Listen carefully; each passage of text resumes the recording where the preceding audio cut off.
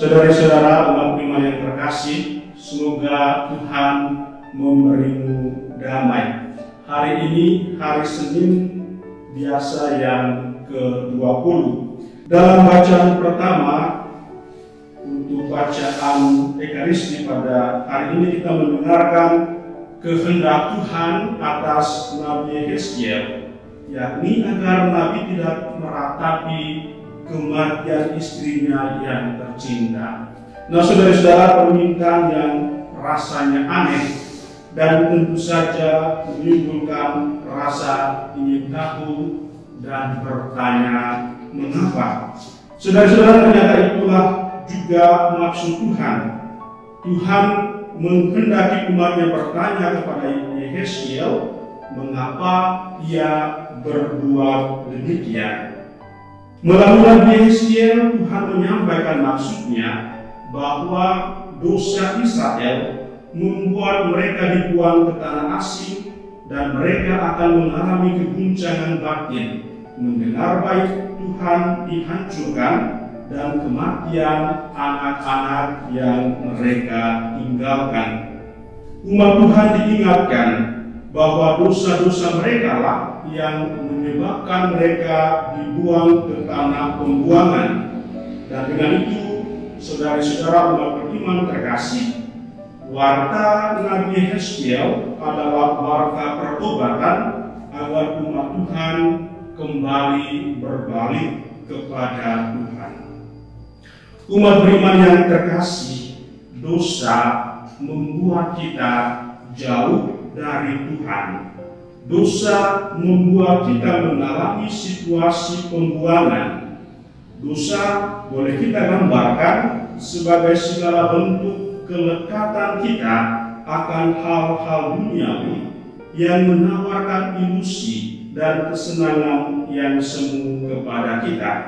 Saudara-saudara, ada banyak kelekatan yang bisa kita temukan pada manusia zaman ini, antara lain para pemakaian obat-obat terlarang, kecanduan game dan hiburan yang tidak sehat, dan sejumlah gaya hidup yang menawarkan jati diri yang semu kepada kita.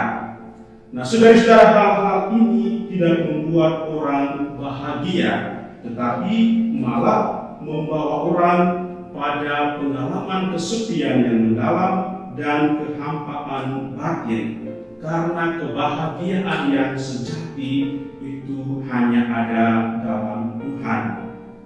Saudara-saudara, pemuda kaya yang dilukiskan dalam Injil hari ini, yang datang bertanya kepada Yesus tentang apa yang harus dilakukan untuk memperoleh hidup yang kekal, adalah gambaran orang yang menjalankan tuntutan keagamaan secara formal belaka. Kelekatan akan harta duniawi nyata yang masih kuat dalam diri pemuda ini, sehingga ketika Yesus memintanya menjual segala hartanya dan memberikannya kepada orang-orang miskin, ia pergi dengan hati yang sangat sedih. Saudara-saudara umat beriman yang terkasih, Tuhan Yesus mensyaratkan suatu semangat hidup yang radikal, yakni tidak melekat sedikit pun pada hal-hal duniawi.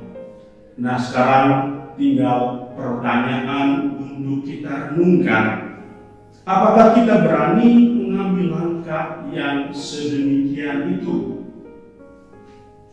Sikap hidup atau semangat hidup yang tidak melekat sedikit pun pada hal-hal yang duniawi. Saudara-saudara umat beriman yang terkasih, tidak banyak orang yang berani mengambil jalan yang sedemikian radikal itu. Tetapi dalam gereja kita menemukan banyak orang yang dengan segala keberanian meninggalkan segala kelekatan duniawi pada harta dan mau mengabdi pada Tuhan semata. Nah, mereka itu adalah para penganut cara hidup bakti.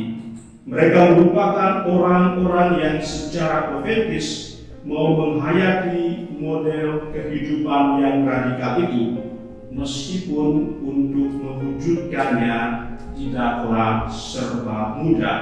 Oleh karena itu, saudara-saudara umat beriman yang terkasih, pada kesempatan hari ini kita sekalian juga diajak, mari kita mendoakan agar para penganut hidup bakti, biarawan-biarawati, para suster, para bruder, para frater, kita berdoa agar mereka tetap memancarkan kesaksian akan hidup yang terarah pada Allah bagi segenap umat beriman.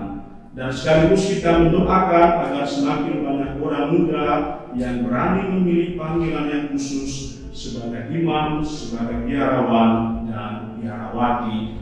Tuhan memberkati kita.